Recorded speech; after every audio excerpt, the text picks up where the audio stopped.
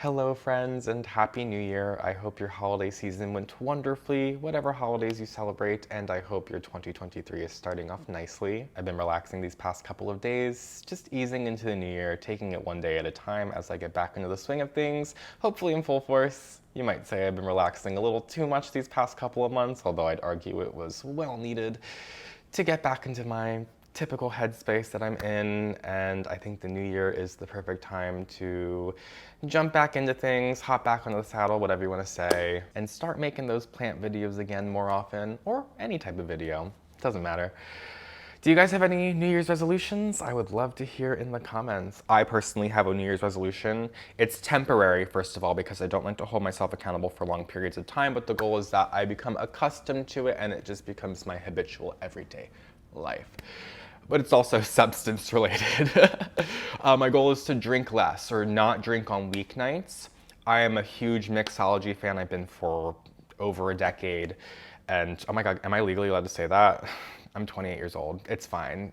It's legal now. But I'm always creating recipes, fine-tuning recipes, reading cocktail books, and wanting to make new recipes out of books, and going out to the store and buying a new bottle of liquor. So I thought it'll not only be healthy for me to drink less, I exercise, and I feel like making that cocktail night, even if it's just one cocktail, because I don't normally have more than one or two cocktails.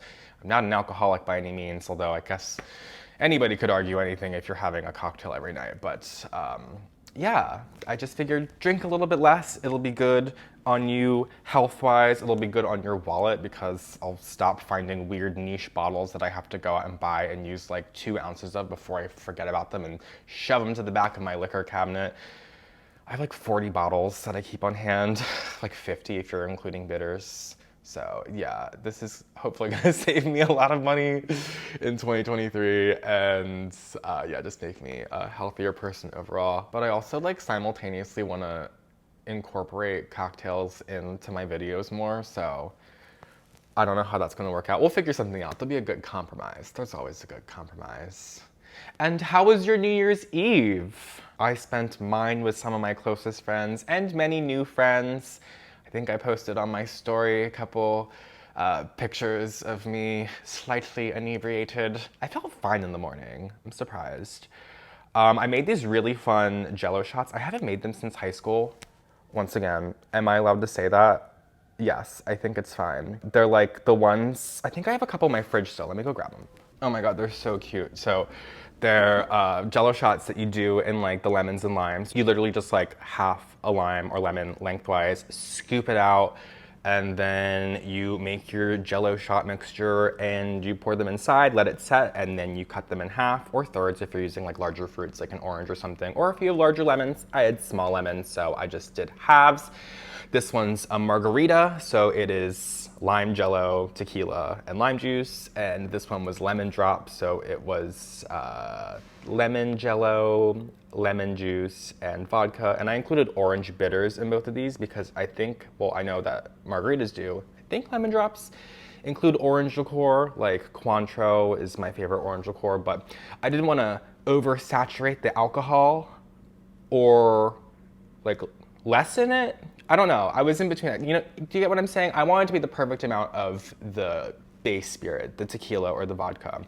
The triple sec is not a base spirit, so I just used some orange bitters to incorporate a little bit of orange flavor. But it turned out really well. Of course, they look artificial. They taste mildly artificial, but I think it gets the job done. Literally tastes like a margarita, it tastes like a lemon drop, and it's a big crowd pleaser at parties. Hadn't done it in so long, literally haven't done it since high school. I was always blowing everyone's socks off in high school when I would bring these. Oh my God.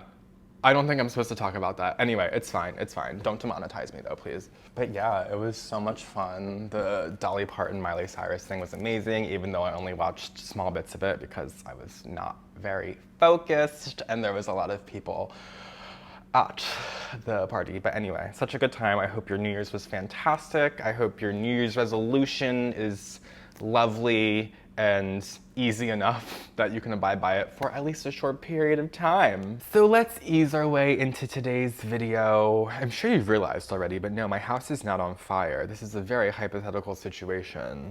Although, Good thing I have renter's insurance because I used to work in this neighborhood that I just recently moved to, and just around the corner from here, there was a big fire. It was like an arson case. Like the people who were renting the storefront at like the bottom of the apartment building were terrible people, wanted to do like insurance fraud, and they like blew up the basement or something, and the whole building burned down. The whole like corner of the block, just like from street to street, was like very much mangled. I think only the building that was like blew up was completely knocked down. Everything else is still being worked on to this day. And this was in like 2016, 2017.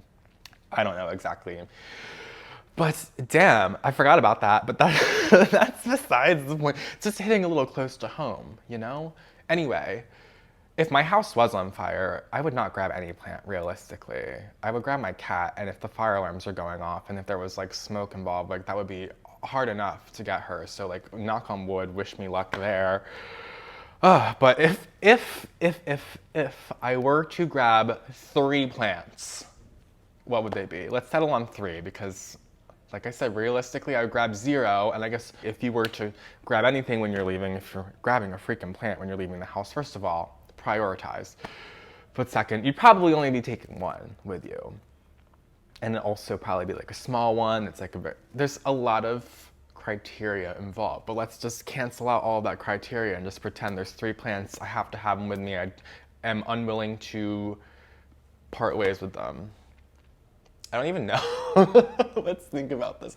Okay, I know my first one. My first one, let's get out of the way because I'm not gonna get it on camera because it's just too much of it's too big. It's not gonna fit. I'm trying out a new little camera setup. Don't ask me how it's working out because I don't know. You're gonna tell me, hopefully.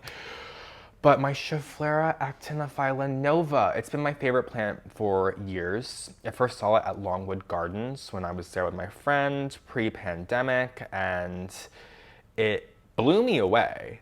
There's so many large specimens at Longwood Gardens that are like 20 feet tall, and it's not just the amazing foliage and growth structure that this plant has, but the new growth was killing me, the way it grows in. It starts off very small and grows exponentially, very similar to an anthurium. If you've ever witnessed the way an anthurium leaf grows, where it comes in like this size of my thumbnail and it will expand to like sizes beyond comprehension. Anyway, these Schefflera give me that same exact vibe. They also have that kind of reddish color that anthuriums also have. So very, very similar, like I said, to the way anthuriums grow. Can't get enough of it. Love it. Want more of it in my home. But unfortunately, it's very hard to get your hands on. Anytime I'm talking to a grower, when I'm like doing work with them or anything, any reason I have to talk with a grower, I recommend doing Schefflera nova if they have any means of getting it, growing it out, because I see it online for hundreds of dollars. I haven't checked recently, by the way, so this literally could be like in full force on the market and I have no idea. Last time I checked, this plant was like multiple $100s for a small plant. When I purchased mine pre-pandemic for like $30 for like a full ass tree. It came in a big box. It was a full ass tree. And now people are getting like conned into spending $300+. So disagree with that. Somebody, any grower, if you're listening, please mainstream this plant. It's incredible. I want more. I don't want to cut mine because it's just such a woody plant. I don't feel convinced I will root it 100%, even though it's probably fine. It's not for me. It's for you to do, Mr. or Mrs. Grower. If you're listening, it could possibly even be the next it plant for all I know. I'm growing mine on my kitchen counter in my apartment. I have a skylight directly above it, and in my old home I was growing it by an east-facing window.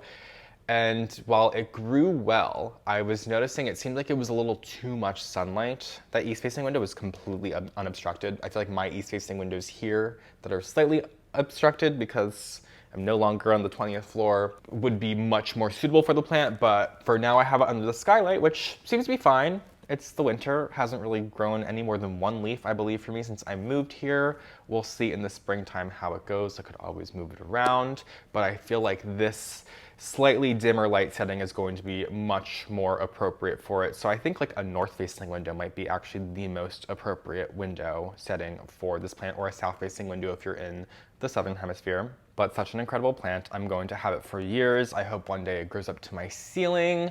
It's one I would never get rid of. If I was moving across the country and getting rid of all of my plants except for 5. That one would have to stay with me, there's no doubt about it. So if my house is on fire, of course that's the one I would grab, even though realistically it's a little too large to get out in a panic. What's another one? Okay, hold on one second. So first off, before I even grab anything, I feel like this is technically multiple plants because they all look the same. I would probably just grab the first one that I'm able to grab.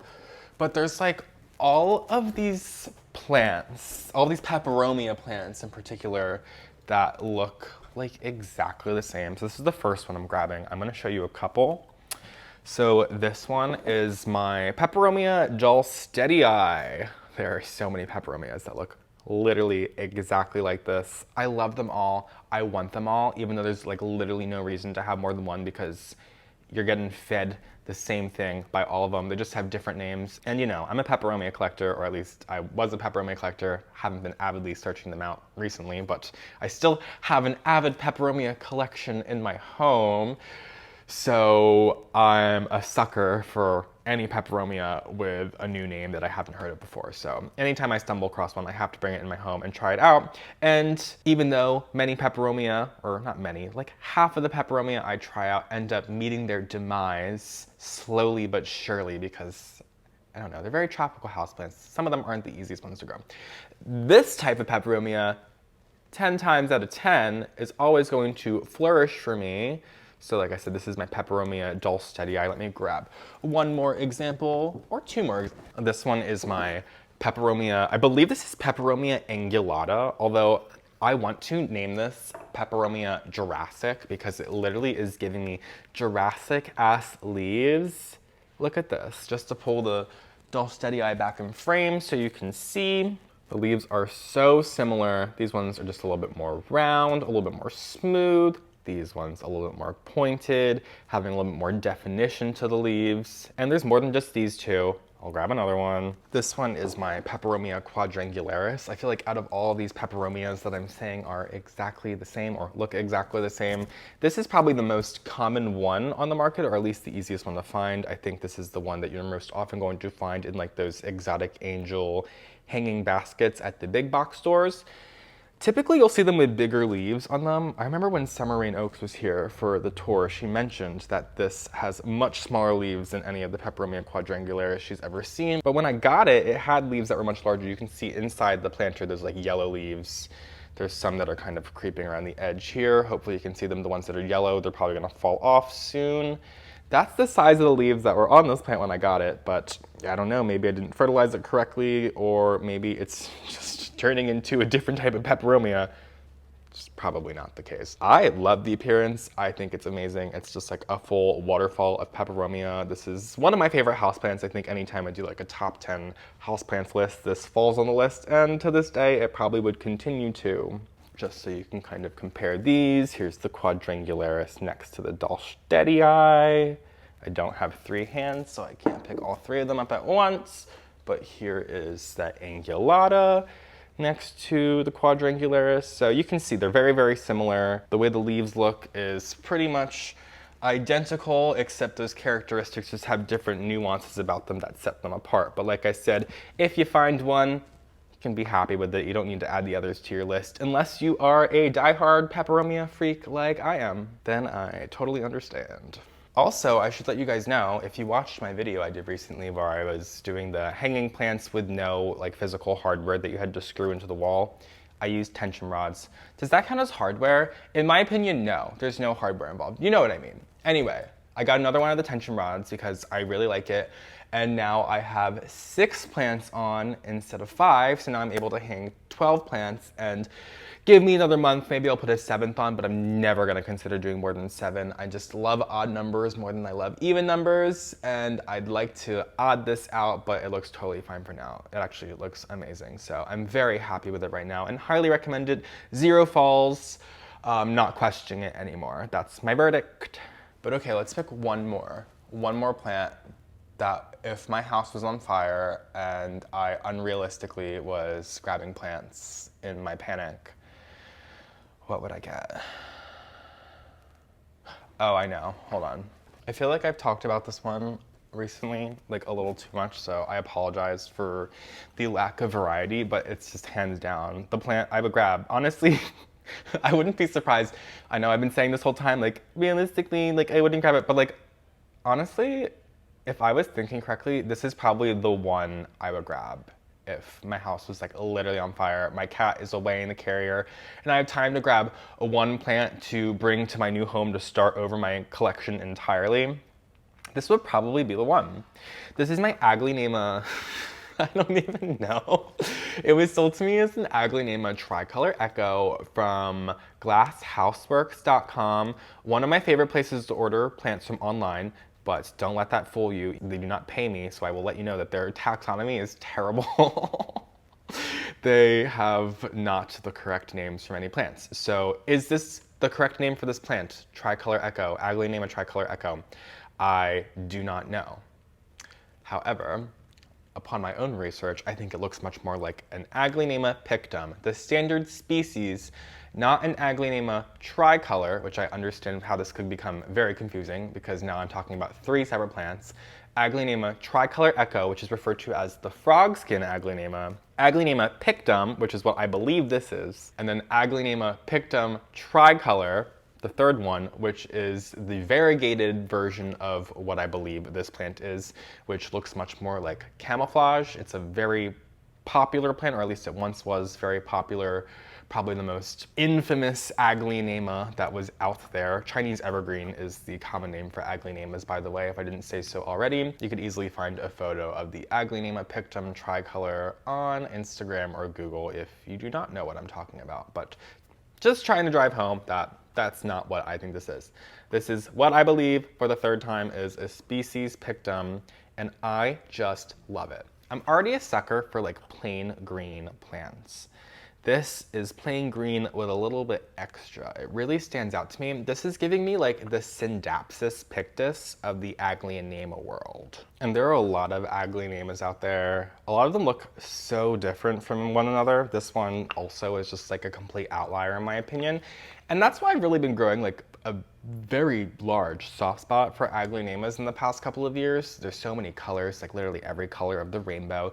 Maybe not blue, but like every other color that you will realistically find in nature. So it might seem a little strange that this just plain green looking Chinese evergreen is standing out to me as one of my like favorite houseplants, but just for so many reasons, I just absolutely love the foliage. It looks amazing with this planter, the shape, the color. This is one of the planters from Bergs, if you're unfamiliar. Bergs, one of my favorite brands of pottery. If you like unglazed terracotta or like earthy, vibrant glazes, you will really appreciate their stuff. I can guarantee that.